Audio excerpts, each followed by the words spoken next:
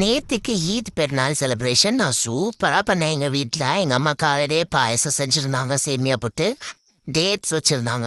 அதை 2 பேரும் சாப்பிட்டாங்க. அப்புறம் எனக்கு இந்த கேப்பு போடணும், ட்ரெஸ்ஸு போடணும்னு ரொம்ப போராடினாங்க. நான் உடலையே. எனக்கு கேப்பு வேணாம், ட்ரெஸ்ஸு வேணாம், நான் அங்கே தூக்கிட்டு ஓடினேன். எங்கள் அம்மா டென்ஷன் ஆகி கேப்பு முன்னாடியாவது ஒரு போஸ் கொடுறானாங்க. அப்புறம் எங்கள் டாடி கூப்பிட்டு அங்கே தூக்கிட்டு ஓடிட்டாயடா இருப்ப, பாயாசம் குடிக்க முடியாது, எதுவும் சாப்பிட முடியாது, இன்னைக்கு உனக்கு ட்ரீட்ஸ் தாண்டா ஸ்பெஷல் அப்படி சொல்லிட்டு எனக்கு ட்ரீட் சுற்றி விட்டுக்கிட்டு இருந்தாங்க. நாங்கள் எப்போதுமே பிறநாள் செலிப்ரேஷனுக்குலாம் எங்கள் தாதி வீட்டுக்கு போயிடுவோம். அங்கே வந்து ஆஸ் யூஷுவல் பிரியாணி சூப்பராக ரெடி ஆகிட்டு இருக்கு. இங்கே பாருங்க எல்லாத்தையும் எடுத்து வச்சுட்டு ப்ரிப்ரேஷன் போயிட்டு இருக்கு. செம வெயில்.